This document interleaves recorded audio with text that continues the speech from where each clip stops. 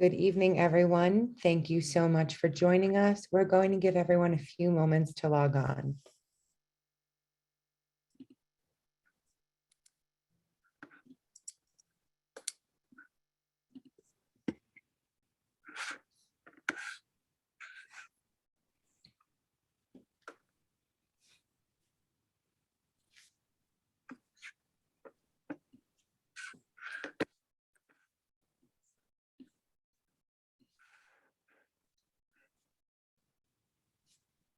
Okay. All right, everyone. Thank you so much for joining us tonight as we discuss look good, feel good, hair, skin, and nails changes during menopause. And now I have the distinct pleasure of turning it over to Dr. Susan Loeb. Thank you so much.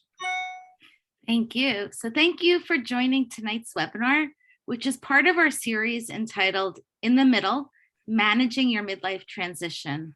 The goal of this series is to discuss the changes that occur in women's bodies during midlife and provide insights from our multidisciplinary team of experts from Weill Cornell.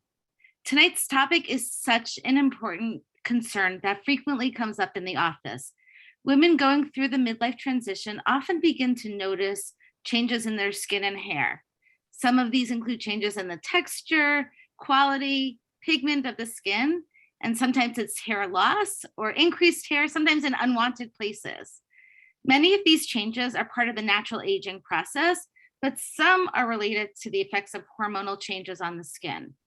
Either way, they start to become more noticeable and sometimes become troubling for women during the midlife transition.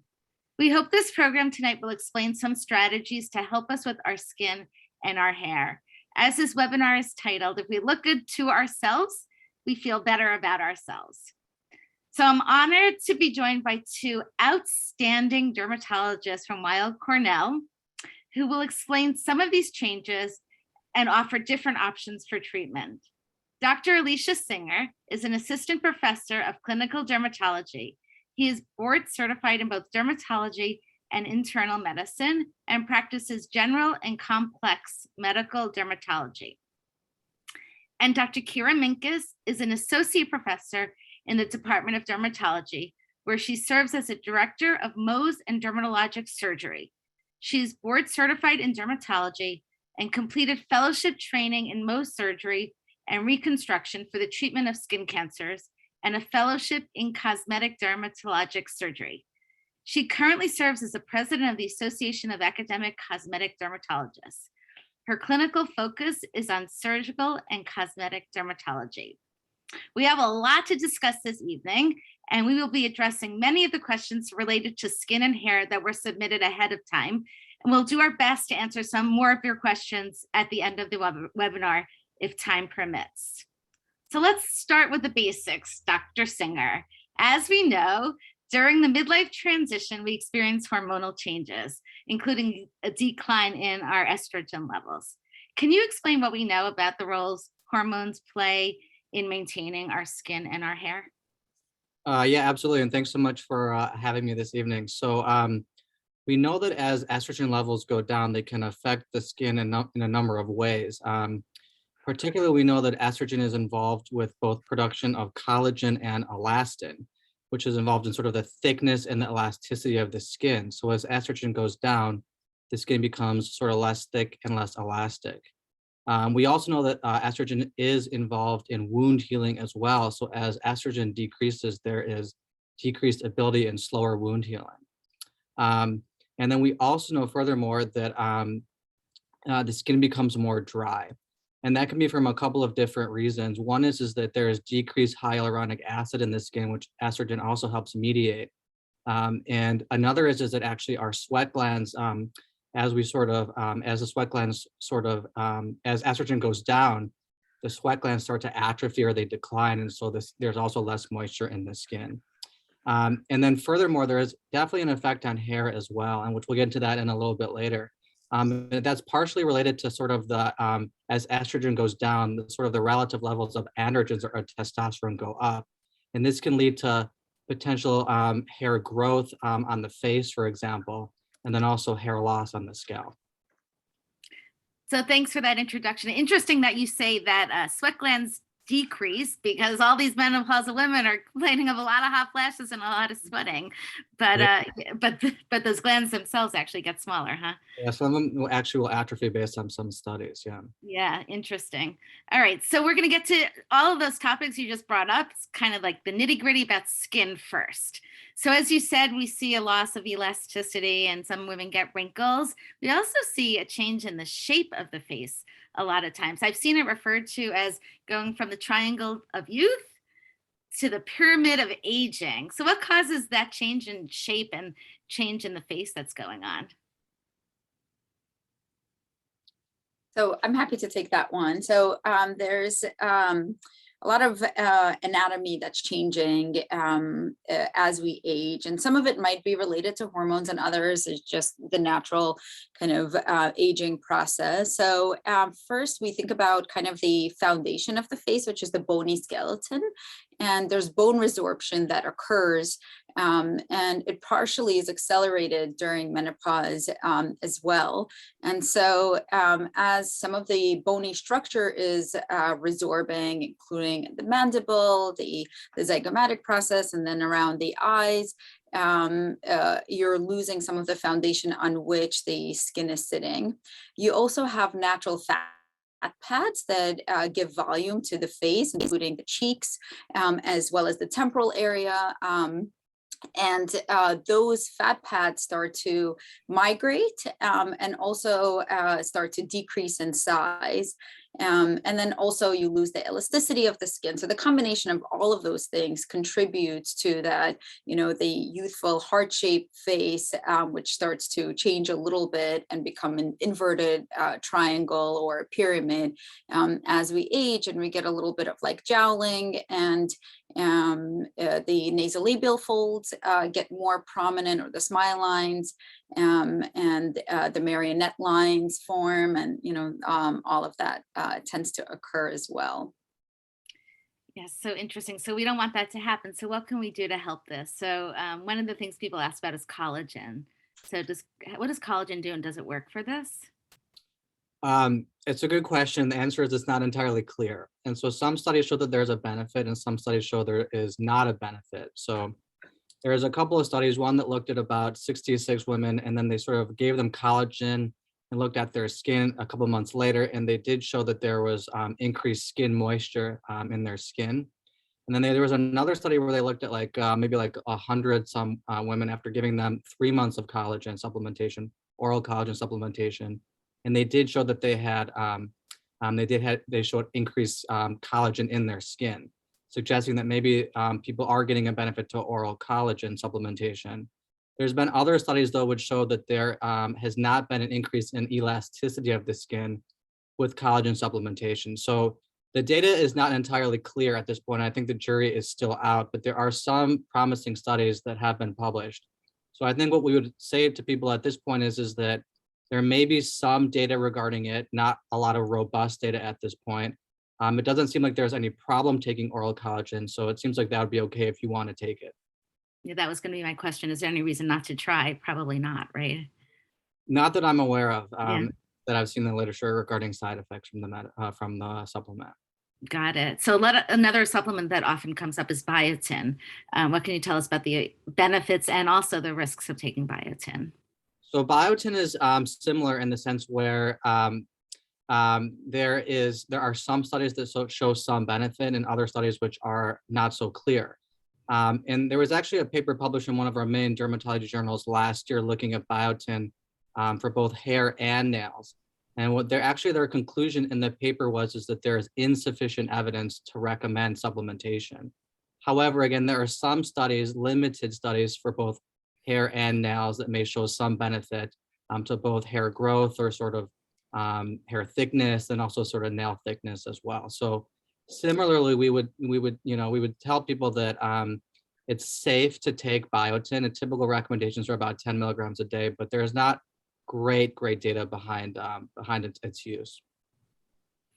Kira, can you tell us a little bit about sort of what the risks are of biotin, or what can happen when you take biotin? Sure. So the main risk is biotin itself is pretty safe to take.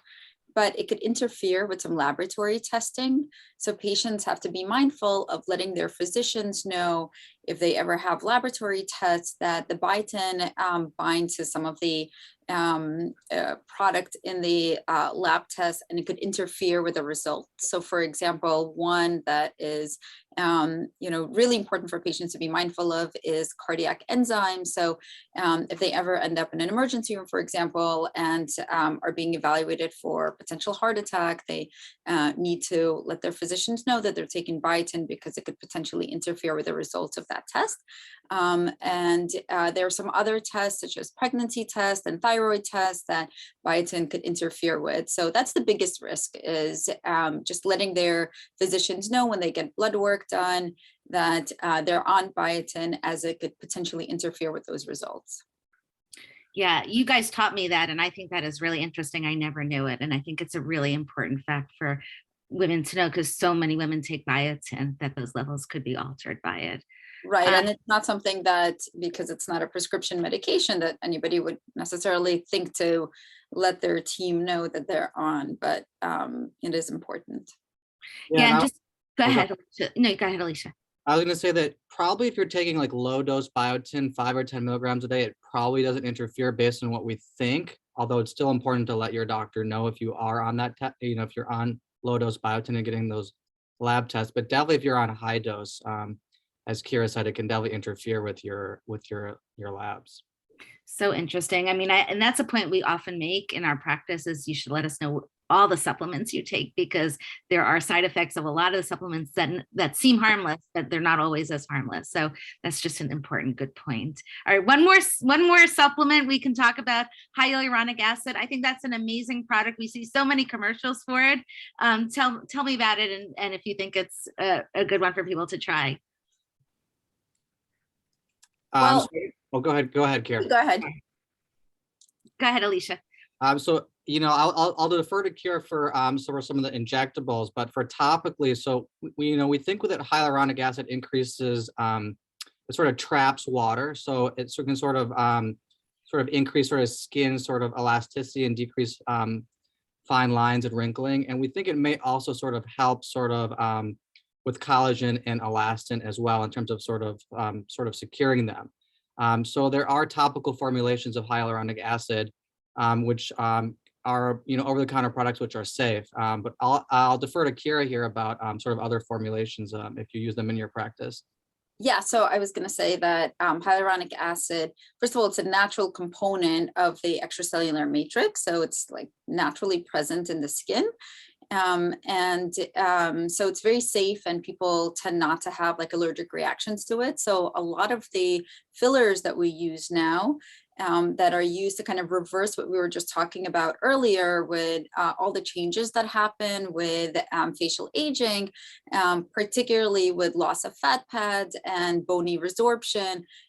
We could try to reverse them. We don't really reverse them, but we essentially, give the appearance of reversal by filling with these, fillers that traditionally are called dermal fillers, but mostly are not placed in the dermis themselves, but it's the same component, which is hyaluronic acid, that we use for this.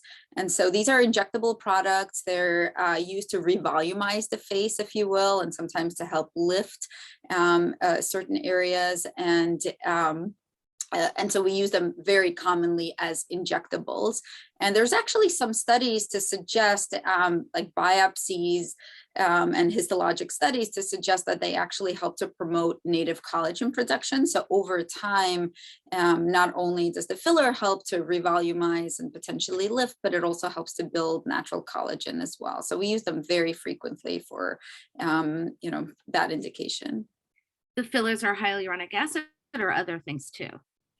Most commonly hyaluronic acid. We have other type of fillers as well. So we have all kinds of, injectables that we use for revolumizing, but most common component is hyaluronic acid. Less commonly, there's calcium hydroxyapatite, which is almost like ground up bony material. And there's also ground up suture, which we use more for like collagen stimulation. We call that polyalactic acid, or Sculptra is the brand name of that product. What else? I think that's the bulk of it. So most of the fillers are hyaluronic acid fillers, and there's probably 20 different products out there, and they each have their own unique properties.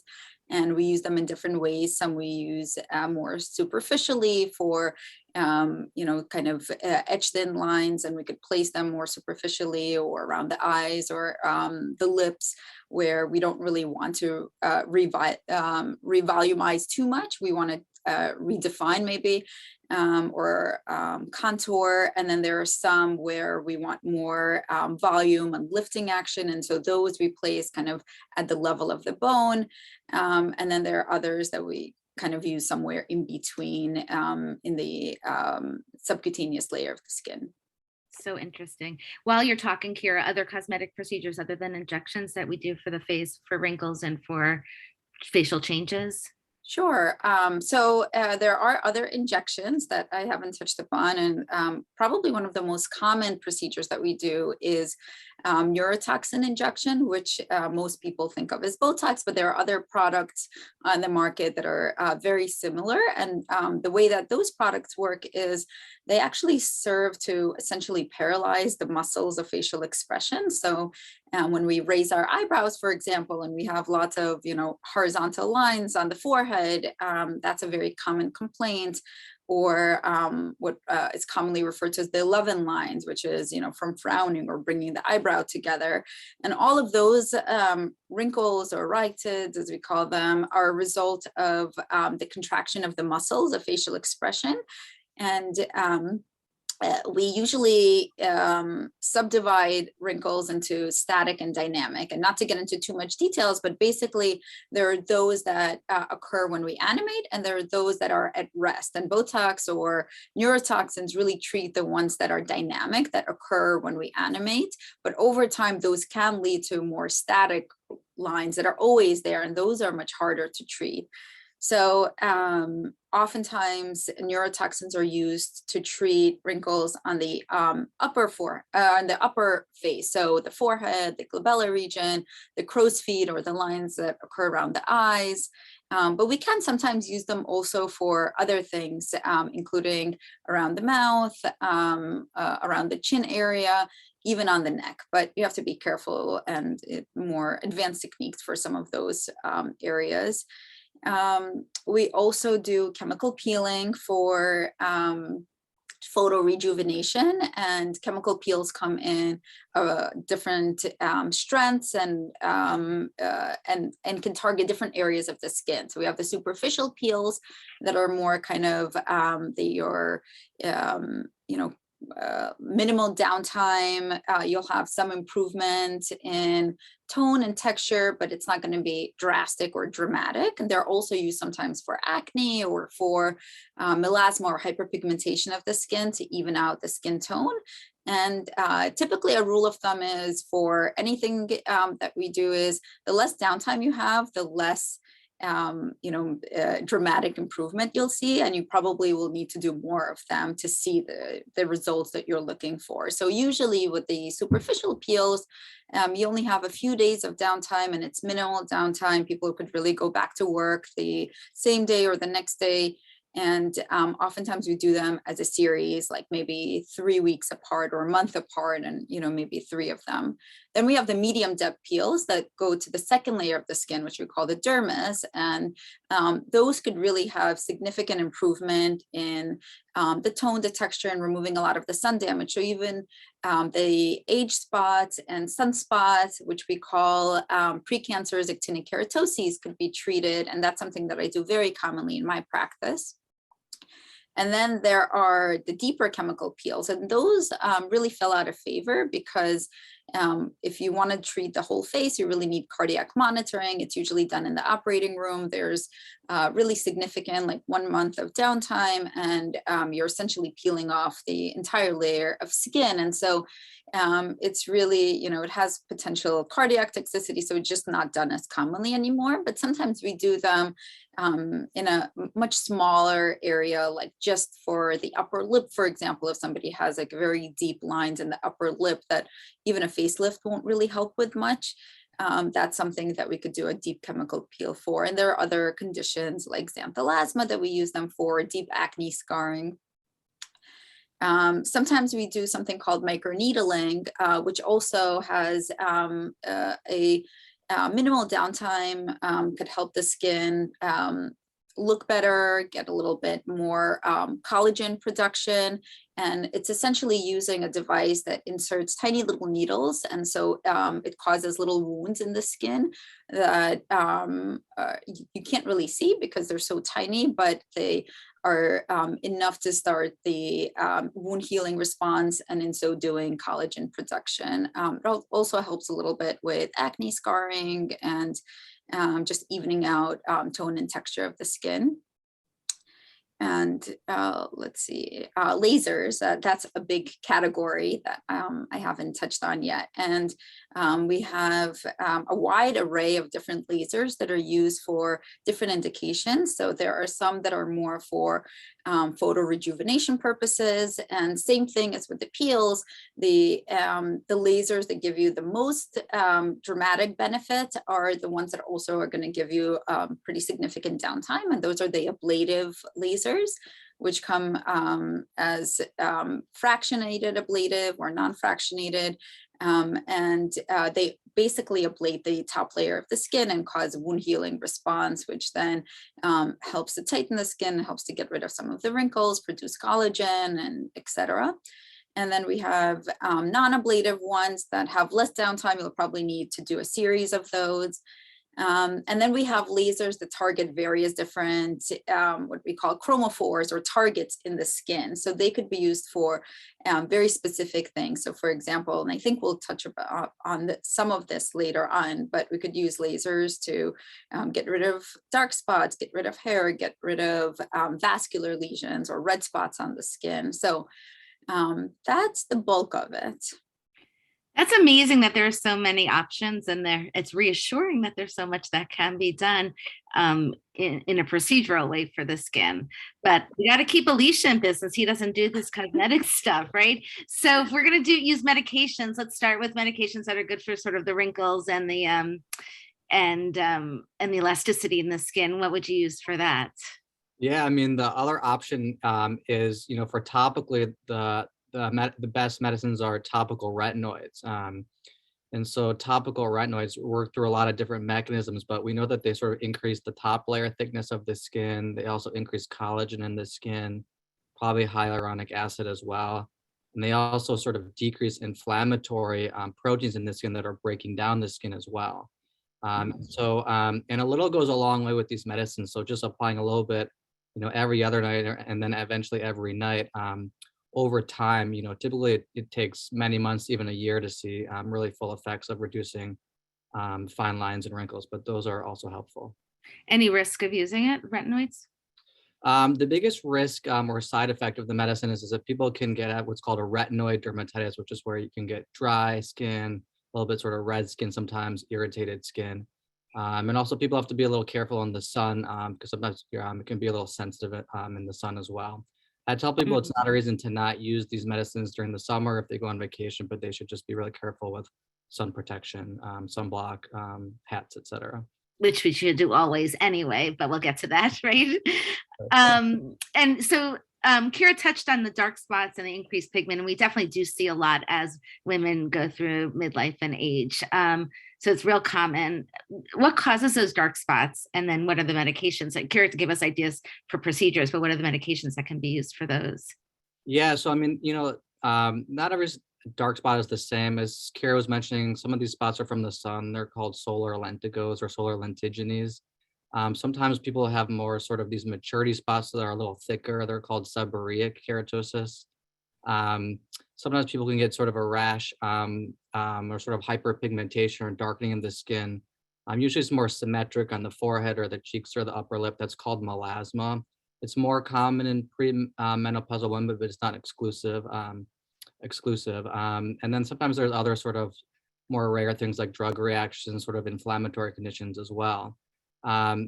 for sort of sunspots, for example, there is a topical medicine that I commonly prescribe, which is called hydroquinone. And it sort of inhibits an enzyme that's involved in making pigment in the skin. And it's applied once or twice a day. It's oftentimes people just apply it at nighttime, but you can definitely apply it twice a day. And we typically tell people to use it for up to about 12 weeks at a time to an individual area. And that will definitely help sort of lighten some of these sunspots. It will also help with melasma as well. Oh, that's great. So you talked about dark spots. There also are red skin that can happen. That's rosacea, right? I don't know what causes rosacea and how do we treat that? So no one really quite understands why people get rosacea per se. We do know that it's sort of like a chronic condition, and it comes sort of in different sort of, there are different sort of ways it can present. Most of the time it sort of presents with people having a little bit more of sort of a pink or a reddish sort of hue to their cheeks and their nose, sometimes on the forehead and the chin as well. And then sometimes people can get that with also sort of pimple-like lesions on the face as well. And then the other two sort of forms of rosacea, it actually can affect the eye as well. That's called ocular rosacea. And so oftentimes if someone has rosacea on their face, we'll just make sure that they're not having any eye symptoms, a lot of redness, dryness, sort of a foreign body sensation like sand feeling in the eyes as well. And then rarely, it's very uncommon, but it can happen where the skin can get kind of thick. And sometimes it's most common on the nose as well. We don't entirely understand why people get rosacea. In terms of treating it, so I would defer to Kira maybe on talking about sort of the redness or the pink hue. Kira, do you want to talk about that for a minute? Sure. For the redness on the face, there's basically two options. One is there's a topical medicine called Rofade that could be used that could help with just like general redness. The problem with that is twofold. One, it's often not covered by insurance, could be costly. And two is sometimes some patients will say that the overall redness is less pronounced, but the individual blood vessels could become more pronounced. So some patients are very happy with it, others less so. And often what works great for it is lasers. So as I was saying, we have some lasers that are very specific for treating a particular thing or targeting a particular thing. One of the lasers targets hemoglobin in blood vessels. And so we could use that laser to target the blood vessels under the skin. And so it's actually very safe. It doesn't really the main side effect of that laser is that it could potentially cause a temporary, increase in redness, almost like a hive type reaction. And usually that lasts for a day or two. And sometimes I'll even instruct my patients to take like Benadryl for the first day or two if that happens. And then sometimes you could also get a bruise. And typically, if the skin does bruise, it actually would make it more potent and more likely that it's going to react. So it's not really a negative. It could be looked at as a positive. And in fact, sometimes we intentionally bruise the skin to get a better efficacy from the laser. But otherwise, it targets the blood vessels specifically. And so you really have a very minimal risk of any adverse reaction to the skin. And it does require several sessions, sometimes 3, sometimes 6, sometimes, 1 or 2 is sufficient, but most people do require multiple sessions, but it really is the most effective thing at treating the redness and individual blood vessels that could be associated with rosacea. Great. Thank you. All right. Go ahead, Elisha. I'm sorry. Let me ask you a quick question, actually. Sorry to butt in. In your experience, if you laser somebody, you get a pretty good response. How many years typically do you see before someone needs to go back and do it again with you? Oh, that's a great question. So usually I'll tell my patients that, before, at the time of the consultation, I'll review with them how many sessions I think they'll probably need as their kind of initial treatment. And then we'll stop once, they've reached the point where they're really satisfied. And it ranges, as I said, from, 2 to 6. And then afterwards, most people, I would say, will need some kind of a maintenance treatment, probably once a year. I have some patients that come routinely every 6 months, and they just do it to, prevent recurrence. And, it really depends. Also depends on whether or not they're on medical treatment for the rosacea, whether they're avoiding triggers. And we didn't really talk about that, but I don't know if you want to mention rosacea triggers, but it's usually the laser is just a part of their overall rosacea treatment. So some patients could be on other topicals for it, or they could be on oral medication for it. And they're usually avoiding things like sun, alcohol, hot or spicy foods, coffee, smoking, exercise, things that could really make them flush, make them hot, and cause, an increase in the vascularity of their face. So if they're really compliant with all of that, it should be like maybe once a year that they'll need one touch up. It won't be like a whole series that they'll have to do. Okay, good to know. Yeah, great question. Okay, so another common complaint, I want to make sure we have time for hair because that's a big concern of people, but is the dryness that women get in all over their body and their skin and other parts of the body too. But are there certain products to use that are helpful for the dryness, and also things that one should avoid to make it to prevent making it worse? Elisha, do you want to tackle that a little bit? Yeah, I mean, I think in terms of sort of, we'll answer the second question first. In terms of sort of making things worse, we sort of, in general, recommend people, try not to take long hot showers, try to minimize them to 5 to 10 minutes, not to typically scrub in the shower because that will kind of dry the skin out as well. Specifically, you don't want to scrub in, like on your arms, your legs, things like that. And then when you come out of the shower, you just want to really kind of pat the skin dry as opposed to rubbing it dry. Because if you leave a little moisture on the skin and then you put a moisturizer on top, it will kind of trap that water into the skin. Because moisturizers really are really not adding so much water to the skin as opposed to preventing water from leaving the skin. That's their main benefit. So in general, in terms of moisturizing creams work a little better than lotions. Oftentimes we'll recommend moisturizers that have these things called ceramides in them. The ceramides are sort of these like natural products that are produced by the skin that help kind of coat the skin as well to sort of prevent against dryness. Oh, that's great. Humidifiers, are they good? Definitely. Okay. Yeah, because especially in the city, everything gets so dry in the winter, right? Yeah, and any good cleansers? I think just anything that's just gentle on the skin. I don't have any specific, recommendations, but anything that's just gentle on the skin, I think is reasonable to use.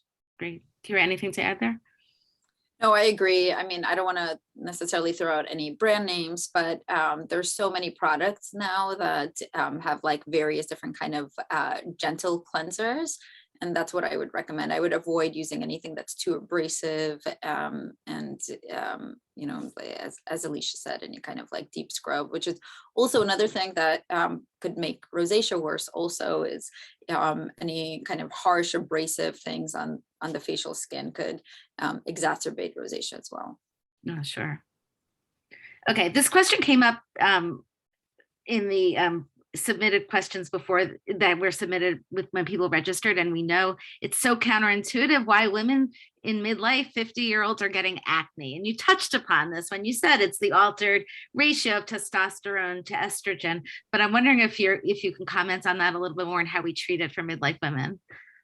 Yeah, absolutely. So I mean, yeah, so you said it definitely right. We think that probably the reason why this happens is because there's a relative imbalance between estrogen and androgens like testosterone, for example, and that can sort of cause people to get acne. And it's probably about 15% of menopausal women will start getting acne around then, actually. And it can be on the face, it can be on the trunk as well. And then typical treatments are similar to what we treat sort of adult acne with. It can range from the topical retinoids, which we talked about before. Topical retinoids are very anti-inflammatory. So after about 10 to 12 weeks, they start kicking in and are helpful. You can use topical antibiotics as well. Sometimes we use oral antibiotics occasionally. We don't love doing that for long periods of time.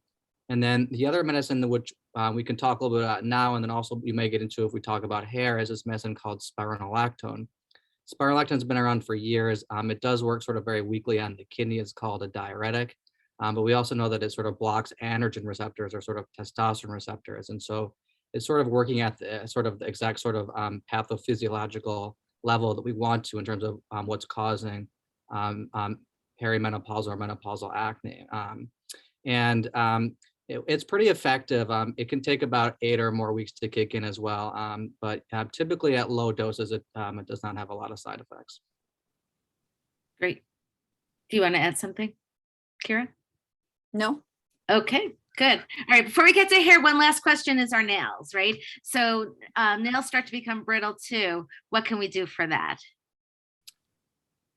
So in terms of brittle nails, the common things are we want to sort of, avoid sort of harsh products on the nails, not sort of repeatedly getting them wet and then dry. And then certain things we can do for brittle nails are, so we talked a little bit about biotin before. It's sort of questionable, but again, it doesn't seem to be harmful. Just be mindful again of those tests that Kira was mentioning. We can also use these products that have urea or ammonium lactate in them that also help sort of hydrate the nails.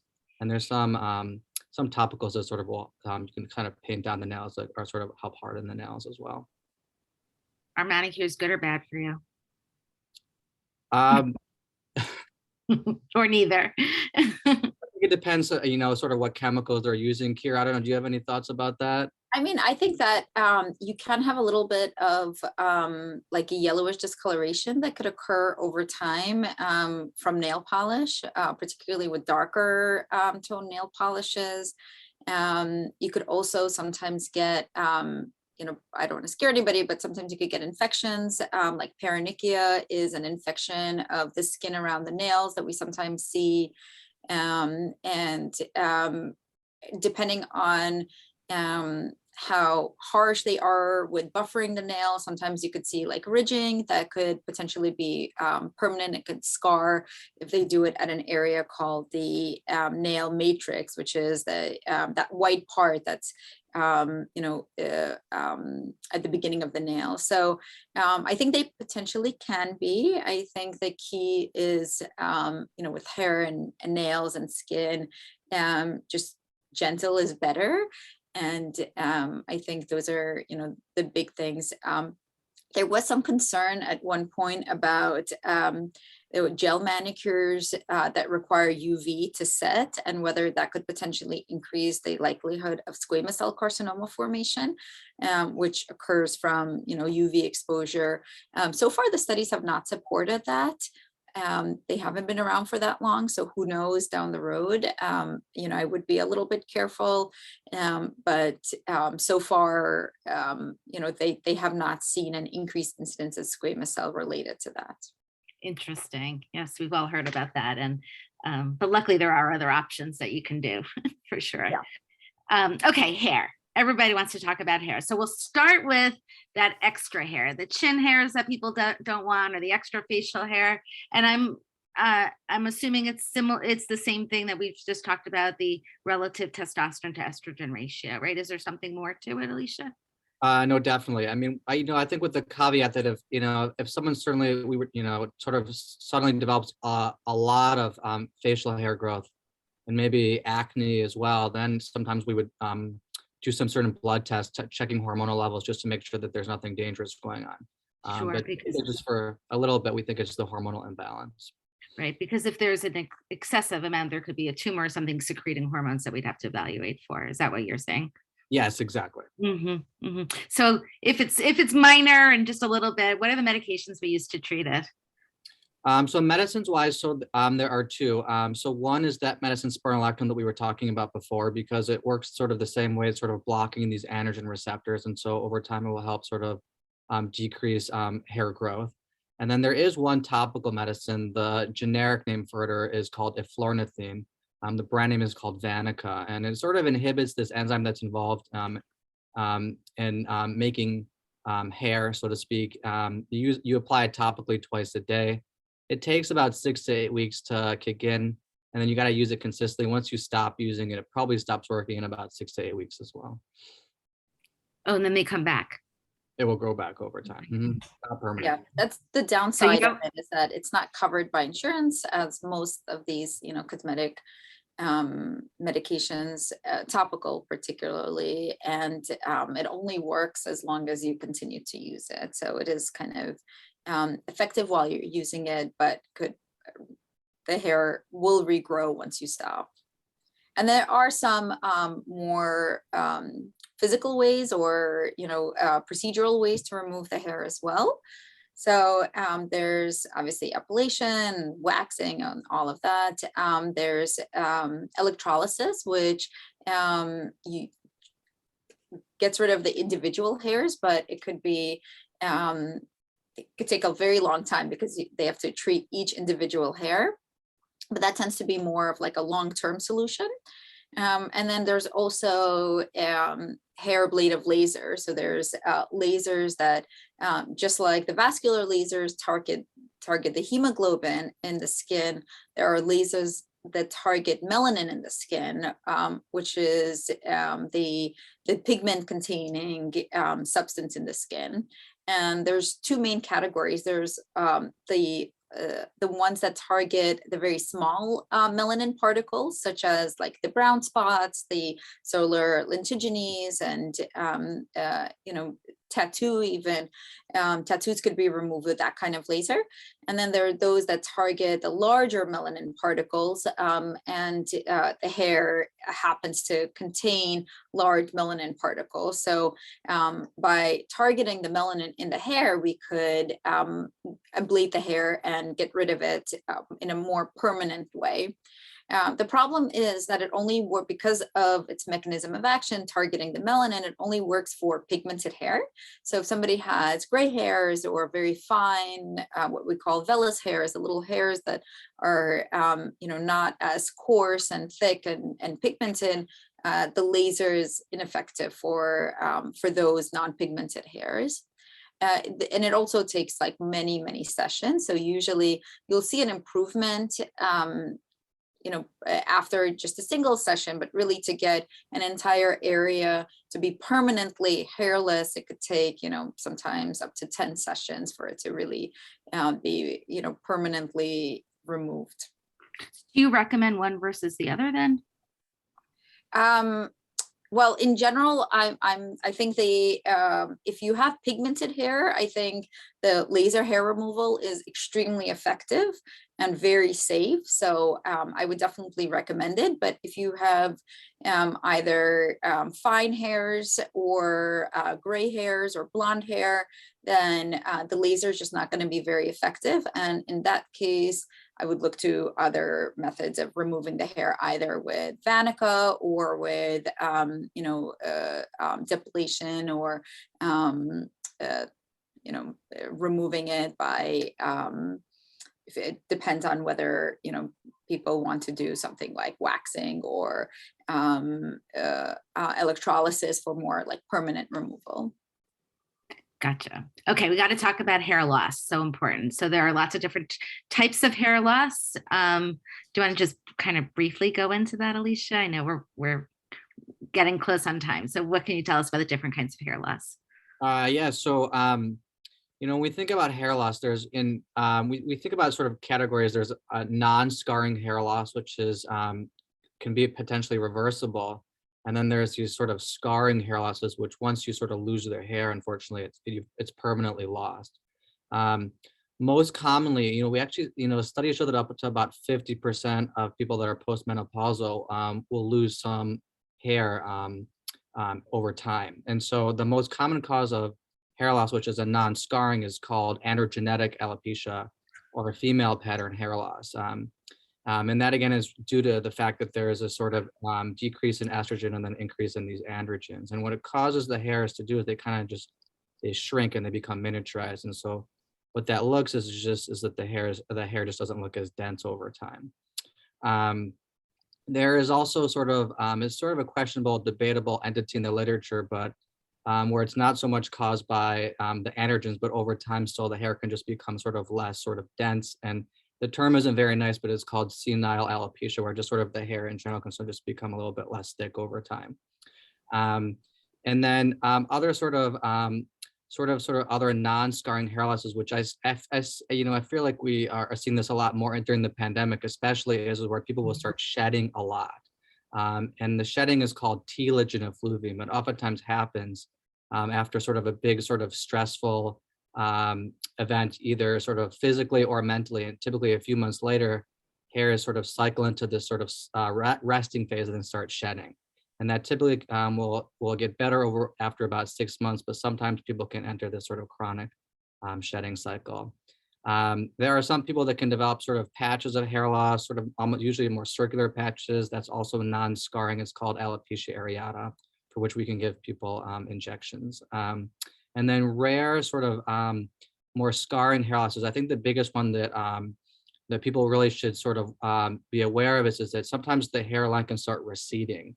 And then actually that's can be a scarring hair loss called frontal fibrosing alopecia. And oftentimes people will also start losing their eyebrows. And so that's something that we definitely want to sort of catch as soon as possible, because we pretty aggressively treat that so that people don't permanently lose their hair. And then there's other couple rare types of hair loss that happen on the top of the scalp as well. And so are they all treated the same way? Very differently. So in terms of sort of the female pattern hair loss, there's a couple of different options. One is using minoxidil with the brand name is Rogaine.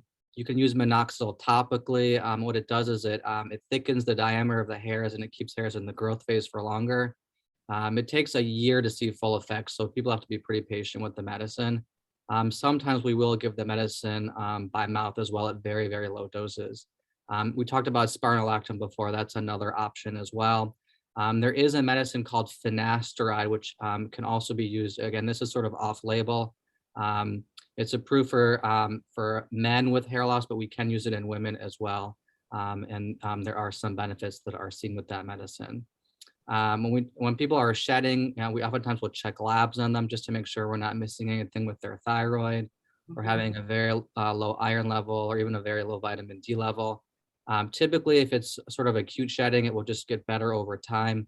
But sometimes if it's sort of more chronically shedding, we will oftentimes recommend minoxidil either topically or by mouth as well. And then when people are having, scarring hair loss, particularly this frontal fibrosing alopecia, we treat it very differently. We treat it with anti-inflammatories typically.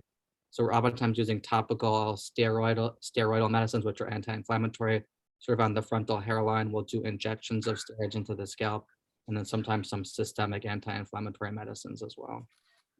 So it's definitely something to see a dermatologist for if you're experiencing hair loss, especially during this time of life. Is that correct? Definitely. Yeah, and supplements, we've already talked about biotin, maybe yes, maybe no. You mentioned iron, you mentioned vitamin D. Any other supplements? Yeah, I mean, there's a couple that people will probably sort of see, especially if they're sort of looking online. There's one which is called Nutrafol. I don't have any financial ties to any of these companies. One's called Nutrafol. It has a bunch of different medicines in this pill. It has something called saw palmetto in there. It has a little bit low dose biotin. It has a number of different ingredients in there. And there have been limited studies on it, but they do show some benefit when they look at people after a few months of taking the supplement, where they have increased sort of what are called terminal hairs that are developing. So it seems reasonable. We don't know if, we don't think there's any negative side effects to it aside from just spending some money on it. And then there's another one called Viviscal, which has been around for longer. There is some limited data regarding it as well. Viviscal, if I believe I understand the ingredients correctly, does have some sort of like shark, some derivative from sharks in there. So vegans typically want to sort of avoid taking that medicine. Someone just asked evening primrose. Do you know anything with evening primrose? I'm not particularly aware of any benefits regarding it. I'm not sure, honestly. So I'm sorry, I can't answer that question. Yeah, but I'm not either. Kira? I'm not sure. Yeah. Yeah. Okay, but why don't you add what you have? Because I know there are a lot of so I think, yeah, so there's so from a procedural standpoint, the the biggest thing for hair loss is something called PRP, which is injection of platelet-rich plasma. So basically the way that works is a patient's own blood is drawn and then centrifuged. So it's spun very quickly, and that helps to separate the different blood components. And we use the part that's rich in platelets, so not the red blood cells or the white blood cells, but the plasma that has a lot of platelets, and it has a lot of growth hormones and growth factors, rather, not growth hormones, growth factors in it. And so we use that to re-inject it into the scalp. Sometimes we also use that for more cosmetic rejuvenation for the face as well, but most of the studies have used it for specifically androgenetic hair loss or female pattern hair loss. And so that usually is a series of like 4 injections a month apart, and then we'll usually maintain it like once every 6 months. And initially there were, for every study that showed benefit, there were some studies that showed that it wasn't very effective, but more recently, I think the studies have shown that it is beneficial. So I think that that's something that's very safe to do and would probably be helpful. Downside is it's very costly and is a little bit of time consumption because, you know, you have to draw the blood, centrifuge it, and then it's many injections. There are some at-home devices that are sold, low-level light therapy and things like that, which might also be beneficial for patients, but I think that the data is somewhat limited, and most of them do require like a 30-minute application every single day, or sometimes, you know, more than that even. So for many people, it's just, you know, too cumbersome to do. And hair transplants? Hair transplant is certainly a great option. I think for those that are seeking to do something that's more permanent, and oftentimes that's actually combined with things like PRP, with things that Elisha was mentioning, the topical medicines like minoxidil, as well as some oral medication like finasteride or spironolactone. And so if somebody is like really motivated to treat their hair loss, hair transplantation is certainly an option that could give excellent, very natural results. It's so interesting, and it's so reassuring because I hear this multiple times daily that this is a concern for women. So it's great to know that there are lots of different ways that it can be treated. Okay, I have 2 brilliant dermatologists here, and I think they're just, we can't do something on skin without talking about what women should be really looking out for. So when to call your dermatologist, what's worrisome, does the risk of skin cancer increase with menopause, and what should our patients be looking out for? Whoever wants to take this. Sure. So I'll start, and I'll put a plug in for, you know, no skin regimen is complete without sunscreen. And, you know, the bulk of what I do in my practice is actually treatment of skin cancer. So both for photo aging prevention, as well as for prevention of skin cancer, it's so important to protect our skin from the sun.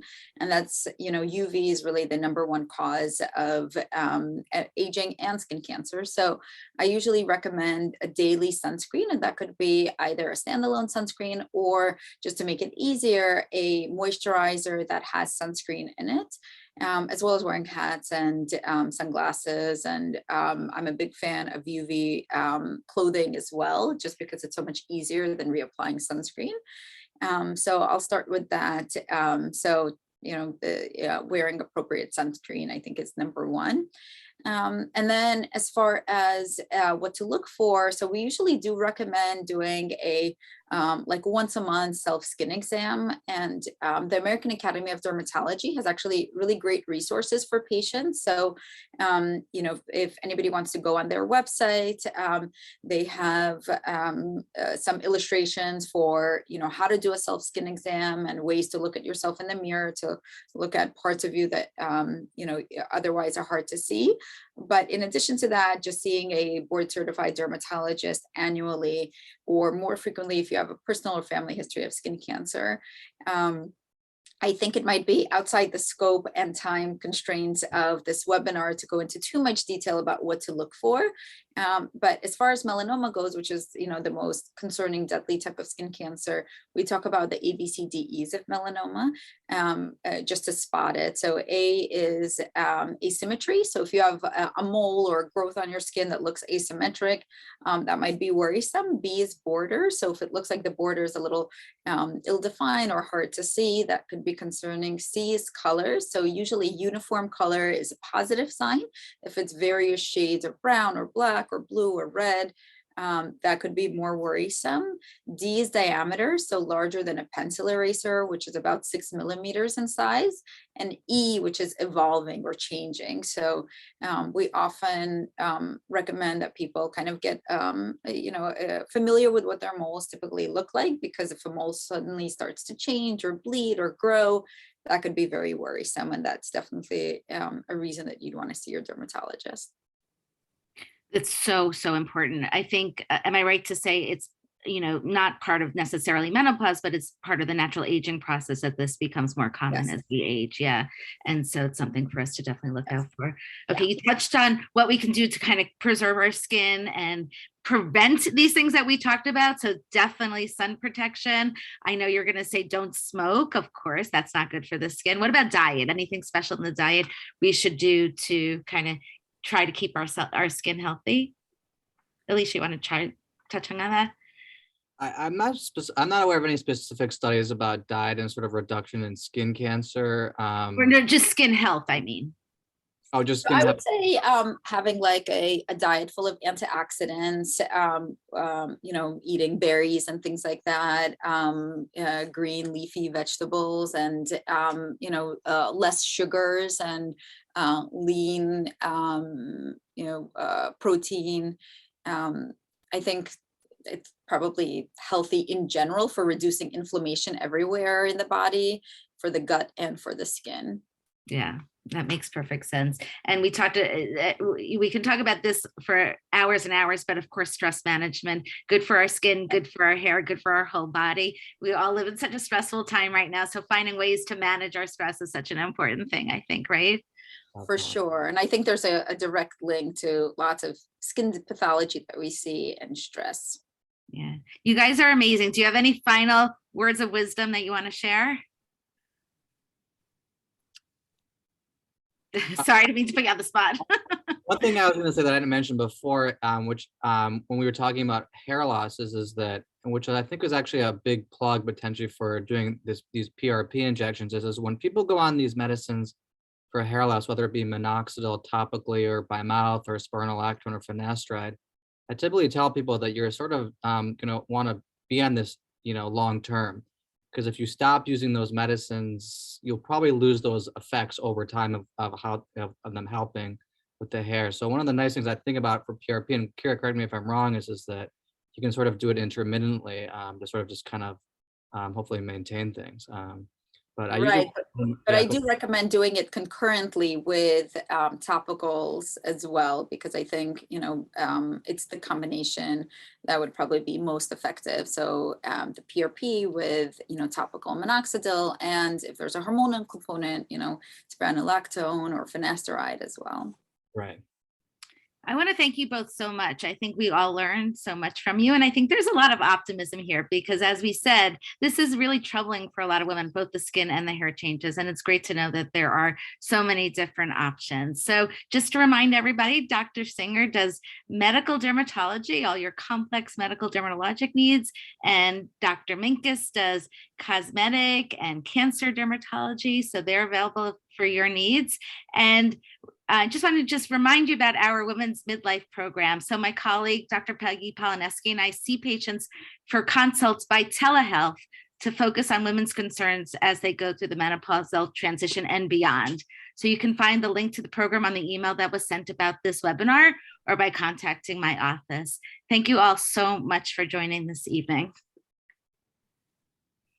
Thank you so much for having us. Much. Thank you.